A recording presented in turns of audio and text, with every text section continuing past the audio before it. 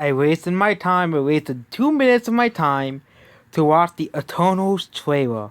I can already tell you already, it's gonna suck. I've been saying for a while that the Eternals is gonna suck. It's gonna be probably the first Marvel flop, and and of course the critics saying, "Oh my God, it's so amazing." The critics, hippie and hooray over the movie. Of course, they probably give it like a 99% on Rotten Tomatoes. Probably call it the best movie of all time. Like, really? that really? They could probably call it the greatest superhero movie of all time. They could probably say it tops the Avengers, tops Guardians of the Galaxy, tops Civil War. You know, like, really? You're gonna tell me that the Eternals is gonna be better than all those? It's gonna be like Black Panther all over again. They're probably nominated for Oscars because it's so diverse and so amazing. Disney's finally, Marvel and Disney are finally listening to Twitter. They're finally giving a Marvel movie for Twitter, even though they have done that before and it failed. Yeah, we don't know who we're talking about. We're talking about Captain Marvel. I actually have not seen the Shang-Chi movie, but I don't think Shang-Chi is gonna fail, unlike the Eternals. I made a video called the first Marvel flop, and that's supposed to, still, I'm not gonna delete the video, but this, I think, is going to be the first Marvel flop, okay? Of course, all the critics are saying how great it is, okay? And yeah, but I watched the trailer, and the trailer was incredibly boring, okay?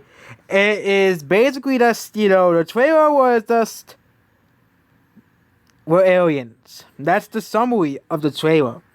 The summary of the trailer.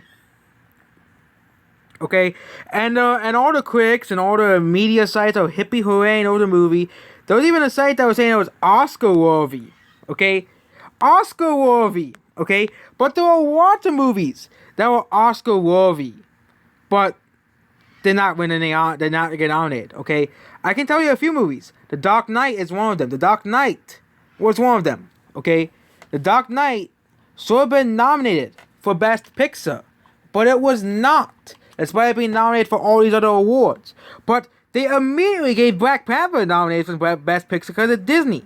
Okay, because it's Disney. Okay, and because it was, it was such a cultural impact on superhero movies.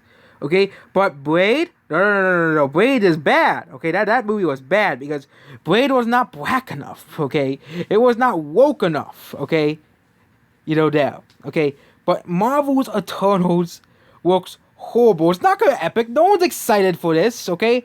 Look at the views for the Eternals trailer. No one's watching because, and I find the only funny thing is I find a joke that the MCU kind of ended with Captain America and Iron Man. It did, okay? Who's gonna read Marvel? Brie Larson? Or Sully? Or another character that nobody cares about, okay? Really? And the Eternals trailer looked horrible, okay? And they're saying how great it is because, oh my God, Nomadland won Best Picture, so the Eternals is gonna be Oscar worthy. Like, really? You gotta be kidding me. This garbage is Oscar worthy? Okay? This garbage is Oscar worthy? Okay? And they're praising this garbage, because it's diverse. Like, really? Diverse does not mean good. There are lots of movies of diverse casts, but the critics hated them. Okay? Lots of movies of more diverse casts than the diverse casts. And the critics said, it's not made by Disney, so it's not good. Okay? Basically. Because, of course, they're going to give this glowing reviews. Okay? They're going to call it a masterpiece. And I wouldn't be surprised. This is even worse than Captain Marvel. Okay? This would be like Batman vs. Superman was bad. Okay, an incredibly boring, drawn-out pile of shit movie, and the critics will call it a masterpiece. But they'll say Batman vs. Superman sucks because it's not made by Disney. It does not have the Disney logo. It does not have the Disney cover. So Batman vs. Superman automatically bad. Justice League automatically bad. Oh wait, but Birds of Prey because it's about women. It's about women empowerment. 10 out of 10. Also diversity. Another 10 out of 10 for them. Okay? The critics will give garbage like Birds of Prey and Captain Marvel glowing reviews, okay? And they're gonna probably give Eternals glowing reviews and call it a masterpiece. But they give so many actually better movies than the Eternals. Bad reviews. Okay, Godzilla King of the Monsters is one of them. Okay, Godzilla vs. King of Monsters actually was the most one. Actually, I was surprised that it wasn't Alita that won the most overlooked movie. It was Godzilla, but Godzilla actually is more overlooked than Alita because at least Alita has a passionate fan base, unlike Godzilla King of the Monsters.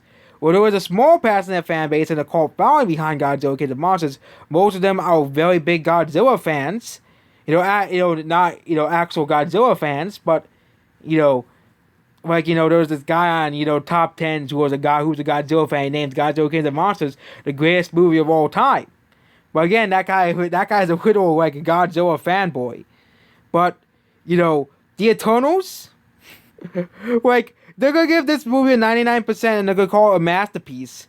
Heck, even I'm gonna admit this. This movie even be worse than The Incredibles. Okay? The overrated Incredibles, okay, in terms of critics giving the movies like over 90% reviews, I think this movie's gonna get a 99% review on like Rotten Tomatoes or something. Because Rotten Tomatoes, well, again, I said Rotten Tomatoes should not determine what movies are classic and what movies are not classics. Okay, there are so many classic movies that have lower scores than other very bad movies. For example, Forrest Gump has a lower score than Captain Marvel. I can actually show you right now. We'll go on Rotten Tomatoes. Okay, Rotten Tomatoes, here. Actually gonna make that into a separate video, here. And yeah, that's basically it. The Eternals trailer, complete garbage. Goodbye.